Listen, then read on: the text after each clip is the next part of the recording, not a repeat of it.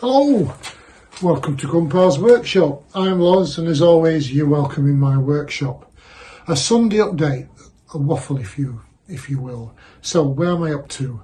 Working pretty slowly because of the increased carers duties inside, but as you can see in the background I have managed to put the first couple of sheets of the OSB to dry line the walls. That bit's off camera, but before we go any further, let's back up a bit and I'll show you how I got this far. See you after this.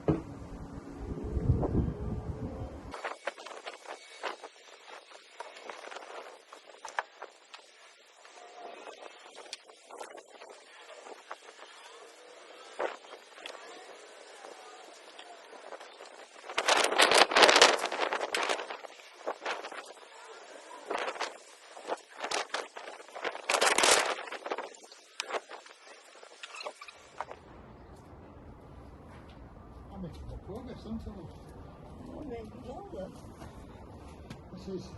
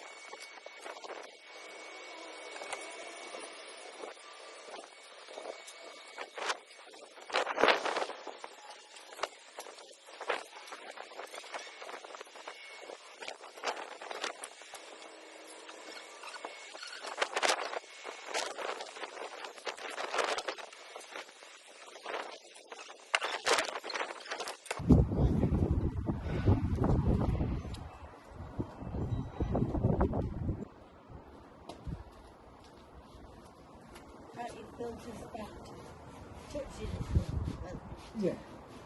make sure when you got on.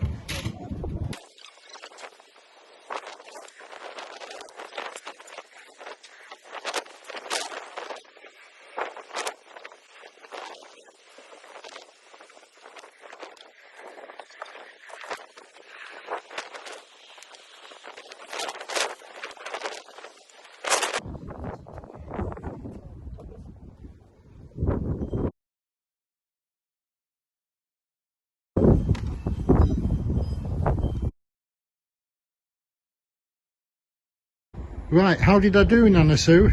10 out of 10. Brilliant.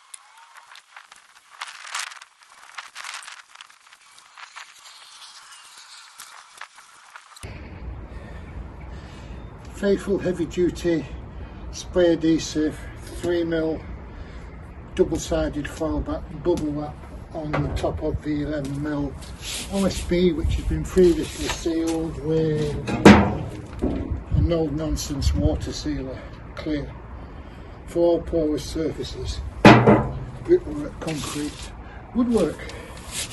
That's that. That's 4 sheets that'll do this side. So I'll just weight them down for a bit.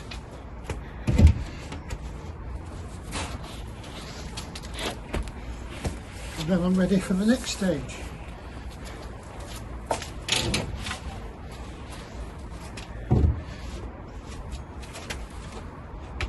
That should be enough weight just to keep it feeling steady.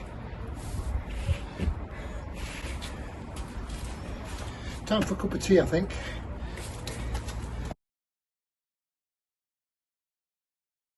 Right, so that got up to the part of having the sheets prepared.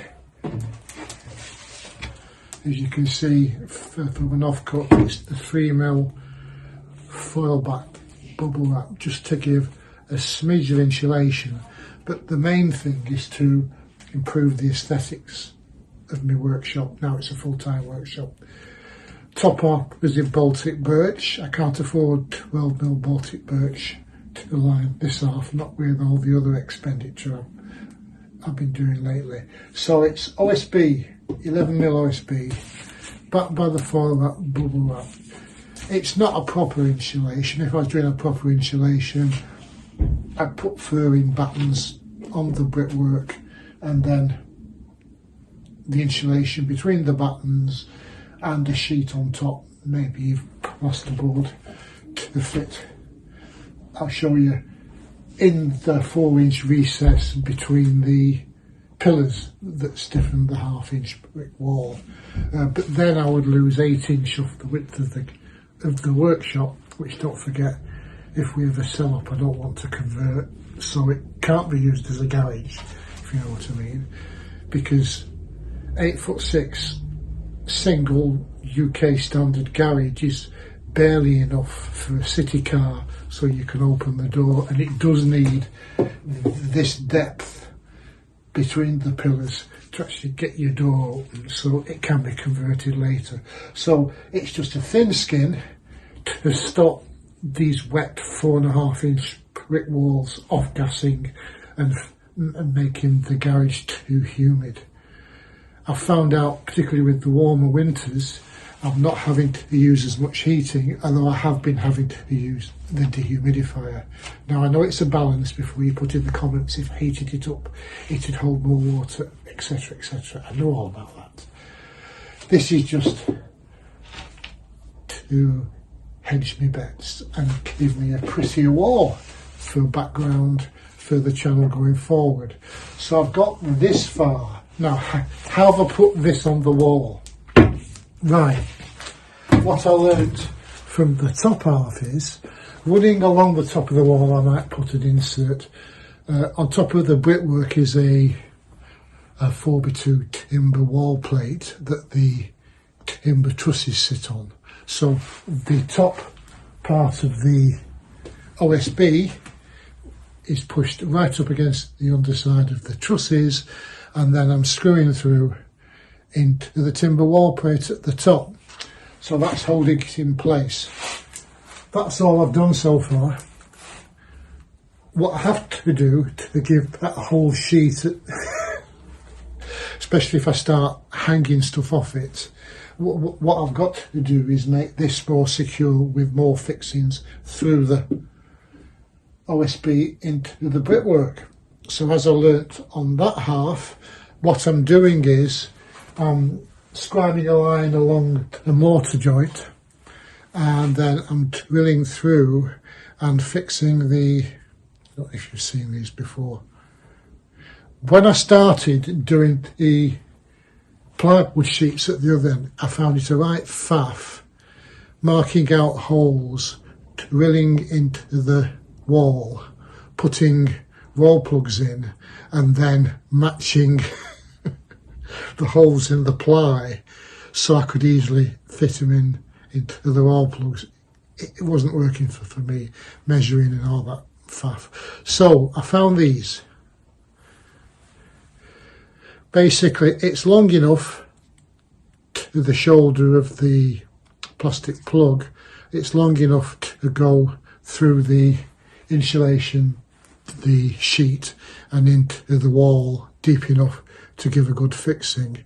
You actually drill into the sheet, through into the wall, and then the holes are all aligned. You just push this in so it's flush with the sheet, and then you